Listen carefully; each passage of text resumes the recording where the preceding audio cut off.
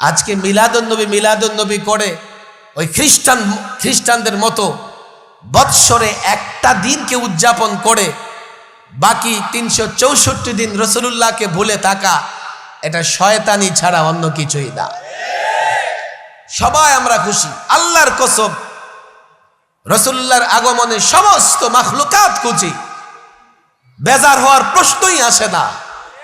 কিন্তু এর মানে এই নয় যে পশ্চিমাদের অনুসরণ করে আমরা জন্মদিন পালন করব।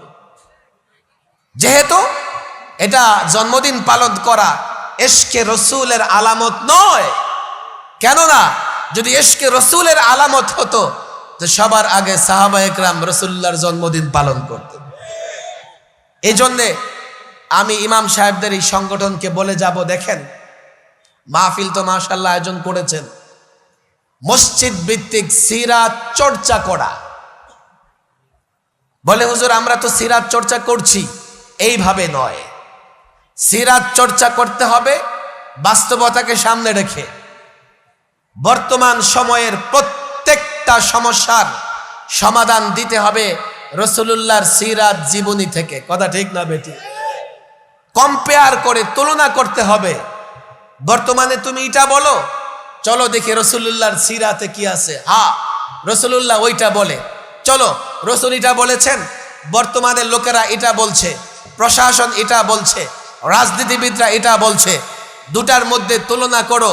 আল্লাহর কসম করে বলি, আল্লাহর নবীর নির্দেশনা, আল্লাহর নবীর জীবনাদর্শ একদিকে রাখো, বর্তমান সময়ের ল বলো, নীতিমালা বলো, নির্দেশনাবলী বলো, রাজনৈতিক দল হোক আর ব্যবসায়িক সংগঠন হোক, পেশাজীবী সংগঠন হোক, ১৫০০ বছর আগে আল্লাহর নবী আমার সমাজ থেকে রাষ্ট্র পর্যন্ত প্রত্যেকটা ক্ষেত্রে যে নির্দেশনা দিয়ে গেছেন, ওই রাসূলুল্লাহর নির্দেশনা বর্তমান সময়ের এই নির্দেশনাগুলো কম্পেয়ার করা হলে আল্লাহর নবীর নির্দেশনাগুলো কমপক্ষে ১,০০,০০০ গুণ ভালো মনে হবে। আল্লাহর নবীর নির্দেশনার তুলনায় আমাদের অনুর্বর মস্তিষ্কের নির্দেশনাগুলো নোংরা আবর্জনা ছাড়া কিছুই না। জাতিকে কম্পেয়ার করে বুঝাতে হবে। আল্লাহ তাবারক ওয়া তাআলা, আমি লম্বা সময় দিতে পারছি না, আসতেও একটু লেট হয়ে গেছে। এই ইমাম পরিষদ আমার যা মনে হয়েছে অত্যন্ত সাহসী একটা প্রোগ্রাম ওনারা করতেছেন। ইমাম সাহেব তো এমনই হবে। ইমাম সাহেব তিনি যখন নসিহত করবেন, মহব্বতের জায়গা থেকে সকলকে নসিহত করবেন, বিদ্বেষের জায়গা থেকে নয়। আপনারা যারা মুসল্লি আছেন, মুসল্লিদের একটা প্রবলেম হয়, ইমাম সাহেব যখন কোনো বিষয় নিয়ে কথা বলেন তো মুসল্লিটা দলের বিরুদ্ধে লাগানোর চেষ্টা করে। আরে ভাই তুমি দেখো ইমাম সাহেবের কথা কার বিরুদ্ধে গেছে সেটা নয়, তুমি দেখো তার কথা কোরআন সুন্নাহ অনুযায়ী হয়েছে কিনা। আমি ইমাম সাহেবকে তো এই জন্যই মিম্বরে বসাই, সে কোরআন সুন্নাহর পক্ষে কথা বলবে, কোনো দলকে খুশি করবে, কোনো দলকে অসন্তুষ্ট করবে, এর জন্য তো ইমাম রাখা হয় না। কোরআন সুন্নাহর পক্ষে কথা বলবে, আর ইমাম সাহেব বলবে মহব্বতের জায়গা থেকে। আপনি শুনবেন, আল্লাহ হেদায়েত দিলে আপনার হেদায়েত হবে। ইমাম সাহেবের এই ক্ষমতা নাই জোর করে কাউকে কোনো কাজ করানো বা কাউকে কোনো কাজ করাতে বাধ্য করতে পারে, এই ক্ষমতা ইমাম সাহেবের নাই। যারা রাসূলুল্লাহর মহব্বতের দাবি করে মাজারে গিয়ে সেজদা করে,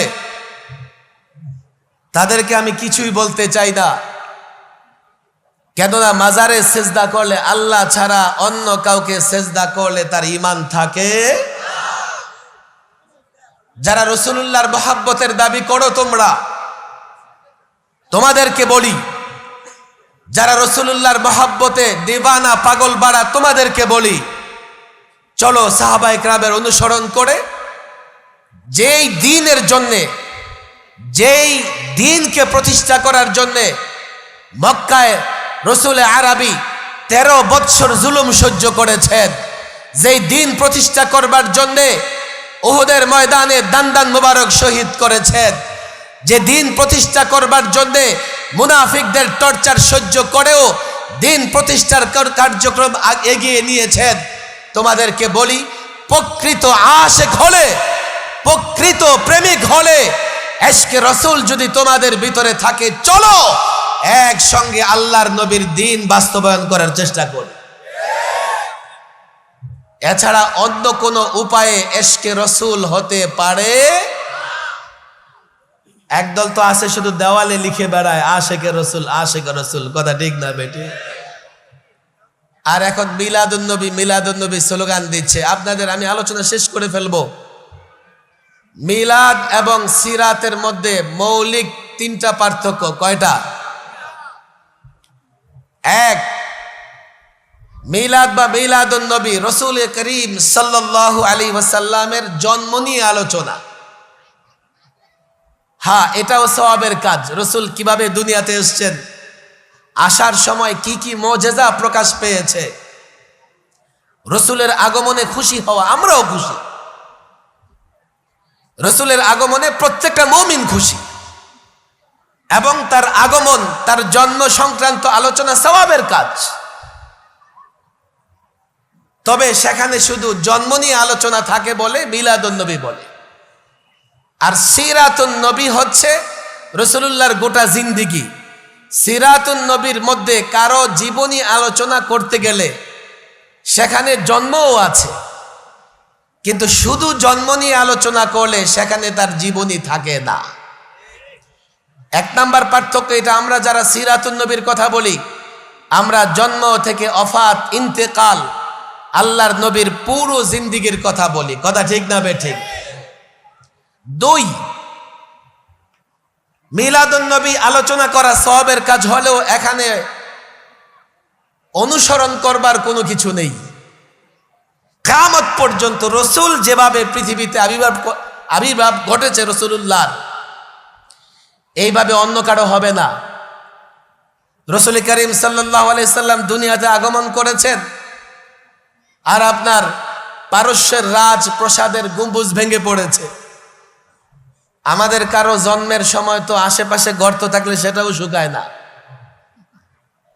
রাসূলুল্লাহর মিলাদ আলোচনা সওয়াবের কাজ হলেও অনুসরণ করার কিছুই নেই,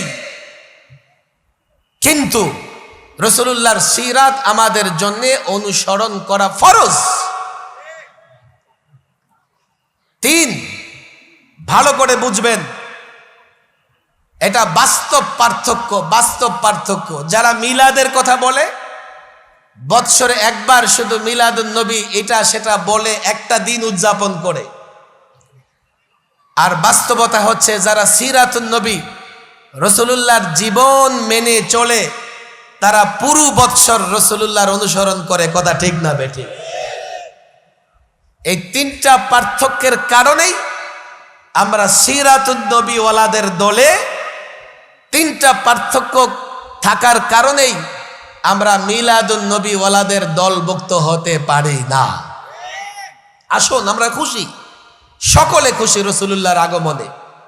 মুনাফিকরা খুশি হবে না, কিন্তু খুশি হওয়া এক জিনিস, আবার গিয়ে জন্মদিন উদযাপন করা ভিন্ন জিনিস।